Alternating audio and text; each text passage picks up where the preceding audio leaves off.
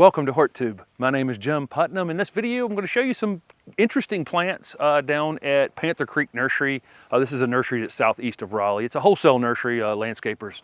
A lot of landscape traffic here for landscapers to put things in gardens all over the middle of North Carolina, and I'm sure beyond that as well. But they grow a lot of interesting things, and I've known these folks for a long time, and lucky enough to be able to walk around here and just see some of the super interesting things. I've already put up a video on some interesting conifers from here, and Steph and I are going to shoot another video as well on some other interesting things. But there's so many cool things here, and let's jump right in and talk about this Daruma Loropetalum that's a standard, or a tree-formed Daruma Loropetalum. Daruma is a dwarf Loropetalum, and so this one really makes a great standard because it's not going to grow as quickly as some of the other Loropetalum. I'm going to show you another Loropetalum in a minute that will be a little bit more difficult to maintain as a standard just because it's going to grow so much.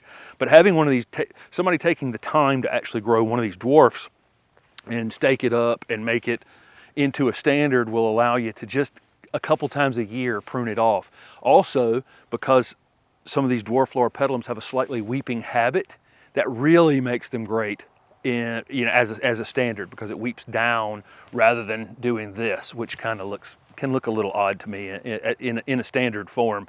I like the weeping look of one, but this one will bloom just like other Loropetalum, like other purple foliage Loropetalum, with a purplish reddish flower in the spring, and then some residuals during the season, and then has that purple foliage year round. Here's a variegated Alyssium I've never shown. This is actually our native Alyssium to the southeast in a variegated form. This one's called Southern Star. This is a Alyssium floridanum Southern Star. If you crush these leaves, they smell like licorice. Super interesting plant. These are native to wet, boggy areas in the southeast, but they're actually quite drought tolerant after they fight through a little bit. Like, they'll wilt a bit in the first year or two, but then actually become quite drought tolerant in the landscape, which is kind of surprising of a plant that's, native to boggy areas. They'll get a kind of a maroonish color, star-shaped flower on it. I think that's why they call it Southern Star. Just like the other Florida anise, which show up quite well against this variegated foliage. But great plant. It's going to get some size on it. So, a corner of a part shade foundation would be a perfect place for it, or part of a part shade or shady screening area. Perfect plant for that. Next up is a boxwood I've never covered. This one's called Dee Runk.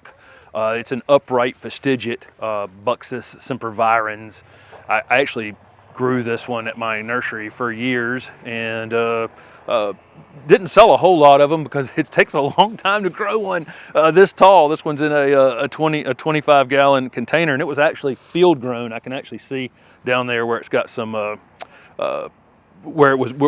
you came out of a field and then was put in this container. That's probably the best way to grow these, just so you can put them in the ground and not think about them and let them do their thing for a few years. Because if you're waiting for one in a container to be finished, it takes a little while, but that's great. I think things going into the landscape that grow this slow and keep a form like this, you never have to touch this plant. If it gets a crazy limb on it, you can cut it off, but what a great boxwood. Who doesn't have a place where they can put something super narrow like this that the deer won't eat? Here's another fun one. This is Magnolia Serendipity. I've talked about this one with Mark Wethington over at the Ralston.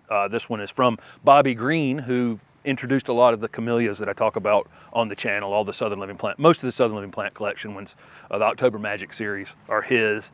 This is a plant that he hybridized and sent to the Ralston without a name. It just had like a number on it, and Mark got him to name it. He named it Serendipity. It blooms for about 3 to 4 weeks in the spring with these like kind of off-white flowers that smell like banana popsicles or something like that. It's really amazing, and you can really see the flowers on this one. Some banana shrubs are not quite as showy. They eat their flowers a bit. The foliage kind of covers them up, and they're just not as bright. This one's a brighter. This one does get big, though. I mean, banana shrubs, if left to their own time, can get quite large. So the one at the Ralston must be 15 feet tall and maybe 12 to 15 feet wide at this point, maybe even bigger than that since the last time I've looked at it. So this one's going to get some size on it. Really great plant. Hardy, maybe done 7 to 9, something like that. But look at the glossy foliage. You think this would be a deciduous plant, but has kind of a little bit of a tropical look to it, but holds the foliage through the winter, blooms for a long time in the spring. They have some incredible espaliers here, espaliered plants just growing flat, so that this magnolia could be planted really, really close to a wall and then continue to be attached to some sort of lattice in the future. If you have, sometimes, you know, they leave between a sidewalk and the house a very, very narrow piece like this, and you've got this big wall with no windows on it. There are a lot of places like that. It's always difficult to figure out something. We end up putting something that gets this tall in it, and it just, you can't see it at all. So there are solutions to that, and that's, you know, an espaliered plant like these little gem magnolias. Little gems considered a dwarf, but a dwarf, when we're talking about a plant, you know, a regular southern magnolia getting 75 feet plus and, you know, 50 feet wide if you let, you know, so a dwarf of that, so it's still 20 feet, 25 feet tall probably, and 10 to 15 feet in width, maybe even bigger. Nothing to stop it from growing, but it just grows slower. They do get the white fragrant flowers, just like the regular southern magnolias. Everything is downsized a little bit. I don't think the color is the best on little gem, and I'll show you another one in this video that has a little bit better coloration, but still a great plant. Great plant, and boy, these take a long time to get to this size, and but make a big impact when they go in. There's an amazing assortment of material here at Panther Creek. There's some Yuletide camellias you're looking at right there that have, it's a single flower, that on all the flower parts exposed in the middle. The bees absolutely love those things. Here we are at the beginning of December, called Yuletide because you'll have red flowers up toward Christmas as long as the temperature stays moderate. Those have had a few freezes on them, but they're still opening flowers every day. And as Steph pans back this way, you can see some of the interesting pom-pom junipers that I covered in the first video. And then back over here where I'm standing, this is a camellia called winter snowman. This is actually one of the camellias that's considered zone 6 hardy. If you're planting one in zone 6, I would tell you to spring plant it so that it has a season. But these have been espaliered, so this is another one. So where that magnolia would prefer full sun, so if you had that super narrow spot, need some height, full sun, this would be your part shade plant. And has probably in zone 6 take more sun, but certainly as you go south into zone 7, 8, 9, into the shade or part shade. It has a kind of a semi-double white flower, very reliable blooming variety. Some of the winter hardy ones have been selected for their cold tolerance and not necessarily, to me, you know, when you look over there at those Yuletides and see how well those bloom, you know, some of these don't. Winter snowman does, though. I've seen this thing in absolutely, it's not in full bloom right now. It's got tons of buds on it. But catching these in full bloom, this one will be just as showy as those Yuletides. Most everything that I'm showing in this video is a leafy evergreen. This is not a leafy evergreen. It actually loses its leaves, but it has an incredible contorted habit and really wicked long thorns. This is a Poncirus or Poncirus trifoliata called Flying Dragon. This is a contorted hardy orange is what it is. And trifoliata just means 3 leaves. And so you get these groupings of 3 leaves, which get this gold fall color on them, and then they fall off, and then it has this contorted habit. Thorns on it about an inch and a half long. They get longer as the plant ages. There's thorns in the oldest part of the plant, thorns in the newest part of the plant. Just an absolutely wicked plant. They're in the process of tree forming these, and so these are done from seed, and this is the fruit. You get the fruit. You know, this is a hardy orange. I don't know if I'm gonna be able to bust this open. It smells strong. This is definitely non-edible. It's very, very bitter. I've trust me, I've tried. But see all the seed in here? These are done from seed. Most of them from seed will come out contorted like this, but some portion of them will be angular, be regular trifoliata. So we would open these up, clean the seed off. You have to wash the seed several times. It sticks to itself. It's almost mostly seed, but it smells amazing. I mean, it's an amazing citrus scent to it. So we would take these, wash them, dry them off, and then they germinate pretty readily. I think we probably get 80+% germination on these almost immediately. Sometimes I'd keep them in a refrigerator for the winter if we weren't going to do them immediately. And then again, we would dispose of maybe 10% will come out just angular, straight, not contorted like this. The rest we put into pots, and I'd sell them in gallon pots to places like this. And then they'll go through the process of tree forming them. So they'll take all the low branches off of them and turn them into interesting trees. I showed Serendipity, banana shrub hybrid. Here's another one called Stellar Ruby, and I've shown this one quite a few times. I think this one probably fits a lot of smaller landscapes a little better. This one has a very vertical form, you know, as opposed to Serendipity, which gets wider. I think if you're looking for a screening plant, I'd go with Serendipity. If you were looking for a corner foundation, interesting corner foundation plant, or you're on a super narrow lot, I think Stellar Ruby would be the one to go with. Again, it has those banana scented flowers in the spring, and it will repeat bloom. I've had a lot of ongoing flowering on this one. It takes a little while, I think. You put it in the ground, and I think it does go through a transition before it gets underway flowering. I see more flowering in the containers, and I see lots of flowering on older ones. That transition in the ground, it does sacrifice a few flowers for a little while. These are being tree formed. That's why I had Steph turn the camera on over here. So they're turning these into, in the nursery industry, we have never seen a plant that we won't turn into we call it a standard or tree formed, or turn it into a pom-pom or anything else. So they're in the process of tree forming these, and they'll go out at, probably, with a bare trunk about this high, and then, some sort of top on them like that. But really beautiful plants. We stopped at another group of tree formed or standard Loropetalum over here. I showed you the Daruma at the start of the video, which is a dwarf Loropetalum. That one took a little while to get staked up and get into that form, and it's going to stay as a little small patio tree. Whereas this is one with a larger leaf. I actually don't know what variety this is. There's not a tag on them. I think it might be Zhuzhou is what it kind of looks like to me. Great coloration, bigger leaf than some of the others. These don't take long at all to grow. These have climbed these they're just staking them as they get some height on them. And I'm guessing they'll limb them up somewhere in here, and then they'll have the top on them up here, the tree form part. But again, this one's going to grow slightly more vertical. It's going to take a little bit more maintenance to keep this one looking good. But what a statement piece! This is going to be this hot, bright purple plant. It needs sun. Those Darumas were in a little bit of shade over there, so if you saw that B-roll and saw there wasn't a lot of purple in it, it's because they were in a shade house. These are out here in the sun, so they got more color on them.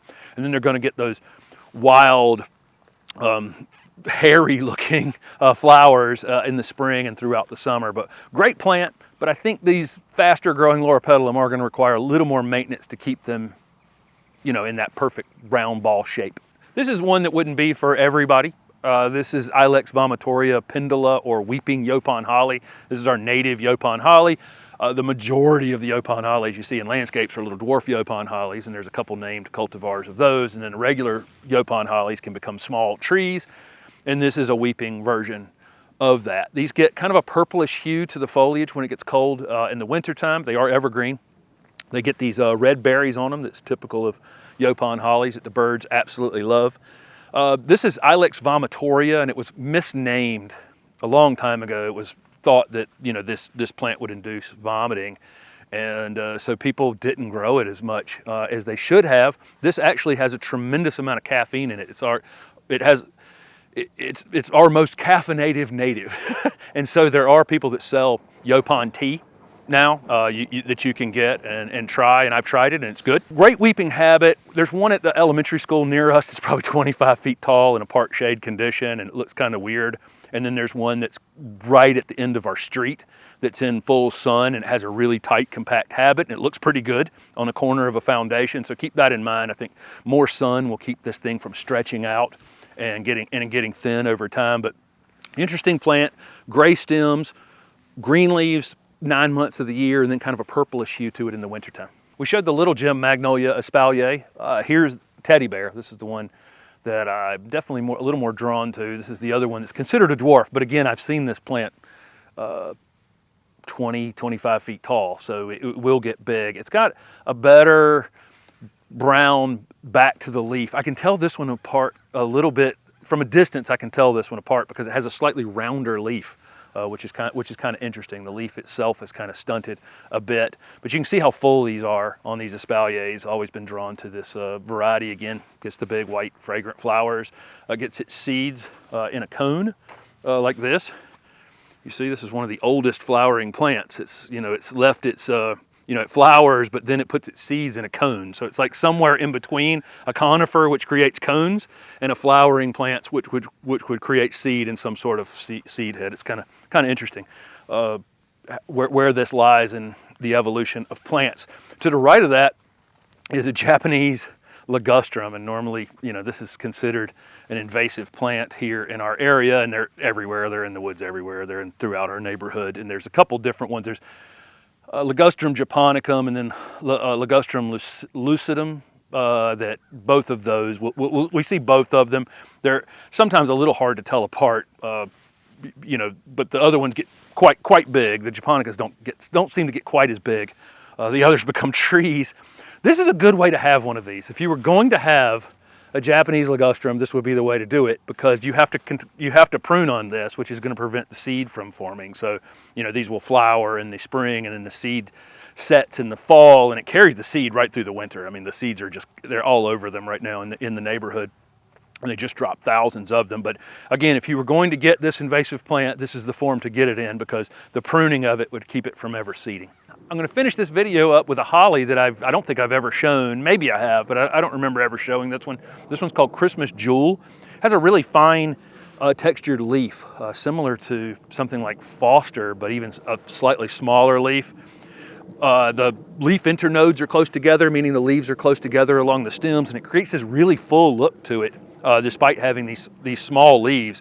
Great dark green color. New growth is a lighter color that's kind of tinged in a little bit of red. The berry set's amazing on this one. This is a self-pollinator. Very large berries, like almost abnormally large fruit on this variety. We have one in a container at the house. I don't think I've hardly ever shown it off. It's behind a farfugium back in a part shade space. But this thing can go in the sun, the part shade, great screening plant. They've done a good job, you know, making all of these like little soldiers out here, but this is kind of how it grows regardless. Even the one we have in the shade has stayed really tight and compact without any pruning on it so far.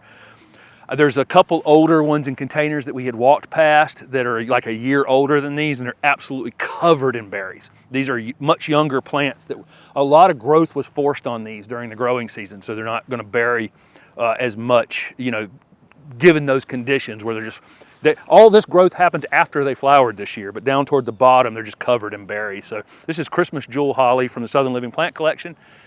Thank you guys for watching the videos. This visit over to Panther Creek has been fantastic. You've seen a conifer video, now this interesting leafy evergreen video, and Steph and I are going to shoot a video with some of her favorites as well.